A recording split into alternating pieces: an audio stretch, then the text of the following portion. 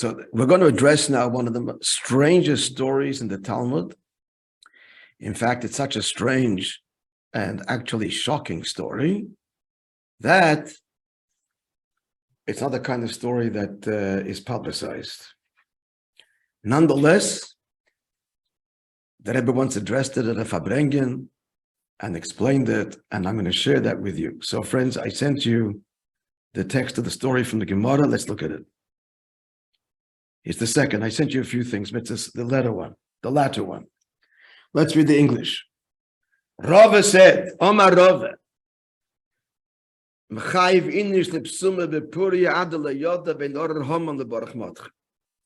a person is obligated to become intoxicated with wine on Purim until he is so intoxicated that he does not know how to distinguish between cursed is Haman and blessed is Mordechai. Right there, it's quite an extraordinary law. I'm just on a simple level. What in heaven's name is this about? A very simple level. What's his business with excess of wine? The simple answer is because the whole story of Purim revolved around lots of wine from beginning to end, the critical parts of the story. Vashti is executed, which leads to Esther being appointed as queen, where? At the Feast of Wine. But the king, having imbibed, summons her to humiliate her before everybody. And then when does Esther disclose her identity? That she's a Jew and saves her people. Mishtahayayim. So since the critical part, and other parts as well, since the critical parts of the story of Purim revolve around wine, that's the simple meaning. So Rebbe says, to celebrate Purim, a person has to drink wine to this degree. Now, it doesn't answer to this degree. What's he saying? You should drink wine to the point that you undermine all of Judaism. That you can't distinguish between cursed be Haman and blessed be Mordechai. So that's already a strange halacha. And therefore, let's read the next story. Gets even stranger. The Gemara relates that the two sages, this is not the Rebbe, this is some Rabbi. Rabbi and Rabbi Zera, you see the text, they prepared a Purim feast with each other. And they became intoxicated to the point that the Rabbi arose, Kom Rabbi v'shochat l'Rabbi Zera. And he shechted Rabbi Zera. You heard right, friends. The next day, I just want you to know, the bold is direct translation. The not bold is the translator's inserted explanation. So the next day, so he says, our translator, the Williamson-Davidson Talmud edition, when he became Somer, realized what he had done. The Gemara doesn't say that. He's reading that in because you kind of assume that's what happened. The Gemara does not say that. Just the next day, Rabbi asked God for mercy and revived him. Happy ending. The next year, Rabbi said to Rabbi Zera, let the master, meaning you, come and let us prepare the Purim feast with each other. Let's have another Purim feast together. Rabbi says to Rabbi Zera. Rabbi Zera answers back. He said to him, miracles do not happen each and every hour. And so you may not, in other words, revive me, expecting the same outcome. So thank you, but no thank you. So the whole story is extremely strange. But before I go into analyzing the story, there are some halachic authorities which say, this is Rabbeinu Ephraim, one of the early Rishonim. He says the Gemara brings this story in order to make the point that the halacha is not like Rava. See what happened? Rava said a person has to drink on Purim to excess. The Gemara then brings the next story to say, look what happened. So the Gemara means to say it's Rava's opinion, but it's not the opinion of the sages. And that makes sense. But it's not so. However, in the final ruling, the halacha is like Rava, which we need to understand what that means. But that's one question. What kind of virtue is this? Excess drinking. What does he mean by it? And I'll tell you right now, because we're going to run out of time. We're not going to get to the end. It's far beyond what appears to the naked eye. Far beyond. Radically different. But let's examine this story. The whole story is very strange. Number one, Gewalt. Rebbe the sage is guilty of murder, even intoxicated. How could this happen to the sage? He shechts him. How could this happen? And the halacha is, by the way, the halacha is if you damage someone when you are intoxicated, you are still guilty. A person is always responsible because you made yourself intoxicated. And even the strangest part of the story is the second part of the story. Notwithstanding what happened, he shechted him the next day, revived him. Fantastic. The next year, Rabbi invites him to do it again. Hello, you saw what happened last year? Why are you inviting him again? And even strange is Rabbi Zera's response. Rabbi Zera doesn't say, "Are you what? You shechted me. I'm not." It's a good idea. I'm just not sure whether you'll revive me afterwards. But till then, it's okay. In other words, if you could get a guarantee that he's going to be shechted and revived, yep, absolutely. What? What kind of response is this? Response should have been, but actually not the response. Our question is on Rabbi. Rabbi, how could you even invite him the next year? And Rabbi Zera, yeah, but just not sure that I'll be revived. As if to say it was wonderful. Now, there are some commentaries that Rebbe says that explain this, and it's a spiritual level. It's not meant literally. And there are many stories in the Talmud that are not literal. They're symbolic. It's symbolic. It's symbolic. This idea of slaughtering and death. But Rebbe rejects those suggestions because for many reasons. Number one, because Rabbi Ephraim, as I told you earlier, is of the opinion that the Gemara brings this story in order to say that the halacha is not like Rava, which means it literally happened. If it didn't literally happen, there's no reason to say that this story is brought in order to say don't drink like Rava maintains in the first quote, but this story never actually happened. No negative thing ever happened. So obviously it did happen, and that's why Rabbi Ephraim says the Gemara brings it. I just told you Allah is not like Rabbi Ephraim, but clearly understands it to be literal. So how do we understand this? It actually happened. He actually died. Now to understand this, we're going to ask another nuance. You're following some other questions.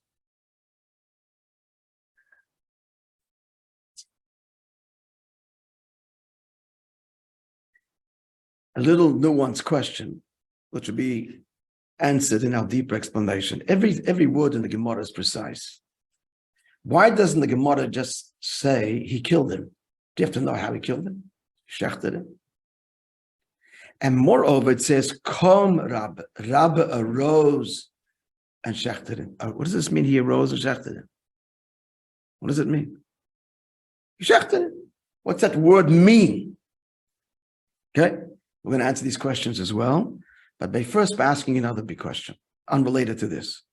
Big question. I don't know if you're familiar with this, but the Gemara, the Talmud says in Masechta Megillah, a very famous statement.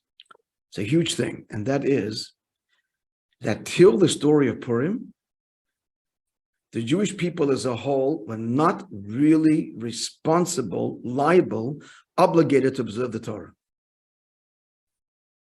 How so? The Gemara says that when God gave us the Torah, he forced us. The Torah says that Jews stood underneath the mountain, not at the foot of the mountain, said the Torah, but tachti sahar, underneath the mountain. Yes, says the Gemara. God held the mountain over their head at Sinai and said, accept the Torah if good, if not. So, okay, we'll accept it. It was under duress. So the Gemara says, therefore, we had a legitimate excuse for not observing. We never accepted this. You forced us. But till the story of Purim. In the story of Purim, the Megillah says at the end of the story of Purim, there was a revival, a renaissance, a commitment. Kimu v'kiblu haYehudim. The Jews, kimu means affirmed, that which they once had accepted in the past under duress, we now affirm willingly. So the covenant between God and the Jewish people, the giving of the Torah, was kind of in abeyance, only ratified. The contract, the marriage, if you like, was only completed in the story of Purim. It's like we went along because you compelled us, you swept us, whatever the explanation is. It really didn't come from within. When did it come from within the story of Purim? Now that's huge, friends. Don't you agree? That Purim completes the covenant. So the question is, how did the sages not enact something on Purim to mark this? I'm sure you never even heard of this. We give Shalach Manas, we give Matanas Avyonim, we read the Megillah, all fine and good. Why did the sages enact some kind of ritual, some kind of mitzvah, talk somewhere that we should address that on this day, the covenant between the Jewish people and God was complete? It's hinted to in the Megillah. It's actually stated in the Megillah. Kima masha kibla Yehudim. Kima v'kibla. They affirmed what they'd once accepted. Where is it in the Purim experience? I'm going to answer all these questions with one incredible insight. Let's go back to the story. What's going on with the story here is like this. Did they drink wine? Yes. This is literal. And a lot of wine. Did Rabbi Zera die? He died. What happened? The Shalom, the famous Kabbalist, you probably never saw this, but they such exists. I've seen it. Great Chassidim, great people, they drink a lot of, you haven't seen it, but it existed. It brings out a depth of the soul and an intellectual profundity, the secrets of Torah in flow in the deepest way. Wine goes in, secrets come out. Rebbe and Rabbi Zera entered, and wine induced into this deep, deep understanding of godliness ever higher and higher and higher. Come Rebbe arose, means Rebbe elevated himself and experienced this incredible experience, not just intellectually, but experienced the truth, the vastness, the eternity of the divine. As a result of that, Rabbi Zera, who was not on the Rabbi's level, could not contain it. His soul spilled out of his body. He expired in a longing for God. And we have a model for that. The sons of Aaron, Yerokoyim, Nodav and Avihu, it's one of the strangest stories in the Torah. The Torah says they drew close to God and they died. What happened? What did they do? They brought a foreign fire, Eish Zora. What was the sin? And then afterwards, Hashem tells the father Aaron, I was sanctified, they are holy. So did they sin? Was it bad? Was it good? Were they punished that they died? So Chassidus explains from the Ur HaChaim, and one of the Gemara says, what was one of the sins? They entered drinking wine. It's the same story. They had drunk a lot of wine and they'd entered into this deep place of meditation and transcendence that their souls expired in longing and rapturous love for God. Spilled out, the mind couldn't contain. The soul, the heart, overwhelmed with love and longing. Like we know it can happen. The person, will confront something that he wasn't prepared for, and it's beyond. A long-lost brother that he thought had died in the Holocaust is going to meet him. A person could die from that. What happens? The physical brain and heart cannot contain the emotion and the love and the experience. So this is what happened here. Now, Rebbe, look at the names. Rebbe means great. Zera means small. Rebbe elevated, calm, and was able to contain this incredible experience within his conscious mind and heart. But Rabbi Zera means small. His mind and heart were not of the same broadness, his soul spilled out. He died. And that's why it says, come, he arose, because we're talking about they entered this elevated state that Rabbi could maintain consciously and experience this deep insight, the soidas, the mysteries of the Torah, which means the mystery of the divine. And for Rabbi Zera, it simply could not contain, and his soul died. His soul expired, spilled out of the body. And that's hinted to in the word shchita. He didn't take a physical knife. Chas v'shalom. But what is shchita? So the Gemara says like this: Ein v'shachat elu u'moshach. This is a halacha. To render an animal kosher, you can't cut, God forbid. You have to draw. It's one singular movement to draw from here to there. Physically. To press the knife on is not good. To make an incision, to cut, to pierce. There's all of these ways of killing the animal would render the animal treifa. The shachat means umashach, to draw. To draw means to go from here to there. This deeper meaning is, just in brackets, what's the justification to eat meat? It's a living thing. Why are you eating it? Why taking its life? If you're going to draw it from here to there, you're going to elevate it. It's going to be part of you, and you serve God. You've elevated the animal. Then it's a mitzvah. Because you've elevated its soul. It's being transferred. The energy is transferred to you. You daven, learn, get tzedakah, you elevate. That's what shchita means, umoshach. You draw it from here to another state. And that's the symbolism here. He shechted him, he drew him from his previous level of understanding to a level of understanding that literally blew him away. And his soul expired.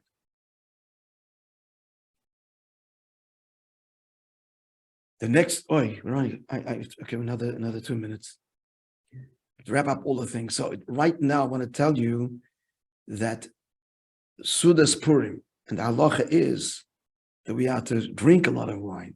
And the Rambam even describes it as dozing in the meal. This is unique. There's no joy like this, no such commandment in any other year. This commandment is the Mount Sinai experience. What happened at Sinai was the same thing. When God spoke, the souls expired. And God revived them. It's a mamish, the same story. When Hashem spoke at Sinai, our sages tell us, with every word, the same thing, the soul spilled out in ecstasy and longing, and God revived. So where did the sages enact to remember what happened at Sinai, and now we're completing it? The whole Purim Simcha. The whole Su'udah and the joy, Abdullah Yada, which goes beyond rationale, blowing the mind with the truth of the divine. That's what's unique to Purim. Where did they enact it? To this whole Simcha. The next day he revives him because God doesn't want disembodied souls. It's all about engaging the world. Take that inspiration, engage the world with it. So Rabbi Zera was happy with all of this, but he was afraid, maybe my soul will resist coming back. Once the soul leaves the body, it's very hard to say, go back into the world and deal with the animal soul and the Yetzer Hara and all of the struggles. You may not be successful in bringing me back, so I can't do this next year. Because at the end of the day, Purim is a moment that not to remain there, but to bring it all down. To experience the greatest levels of connection to Hashem, which is lo yada, beyond rationale, beyond the mind, and it's purely godly and soulful. But then take that inspiration and bring it down into the world, live this way, share it with the world. Which is what the Rebbe did he revived him the next day. Doesn't say the translation that he realized what he did. Oh, he may revive him. This was all part of. Although Rebbe may have thought that Rabbi Zera would be able to contain it, and he also may have thought that the next year, in the course of the year, Rabbi Zera expanded, and he'll be able to experience like Rebbe did, not lose it, hang on to it, and bring it down. But Rabbi Zera said, I haven't progressed to your level. I progressed, but you've gone even further. So whatever we're going to experience then, it's going to blow me away, and maybe I won't want to come back. My soul is not going to want to come back, so he resists. But what are we left with? And this is the message of Purim. It's no other yontif like it. Purim is the time when the Yid can connect to. And a little bit of l'chaim. We're not on their level to get drunk and so on. But a little bit of l'chaim. And at the Suda, the idea is to enter into the secrets of Hasidus, of Torah. That's what this means. The truth of Hashem, how he's the absolute reality, and to touch that in a way we never touched it before. Hashem is the only reality. And then to bring that into our world after Purim, which means that the day after Purim, we're a little less excited about materialism per se. A little less, a little softened. Things don't go my way, I don't get so excited. And when we score the big deal, we recognize even deeper, it's all you. And the big test is, what am I using it for? What am I using it for? Do I claim title that it's mine, or do I recognize it's all Hashem's gift and I'm a custodian? Purim, after Purim, we've got to come out of Purim having touched the truth of Hashem that is beyond all yoda, logic, and reason. Bring that down into the rest of the year, that it should spill over into the rest of the year, to the next day, the next moment. So I'm saying is that Purim is an extraordinary opportunity and gift from Hashem to touch the truth in the deepest way, beyond logic, beyond the mind, the truth, the infinite, beyond infinite truth of Hashem. And that's a boundless joy that's unique to Purim and no other time. And it completes the giving of the Torah, because the giving of the Torah was when God kind of forced that truth on us. But now we're embracing it through our choice. That's the beauty. We are connecting to it. We are opening to your truth. That's forever. That's a relationship. That's lasting. That's the completion of the covenant. To be continued, but I need to daven for the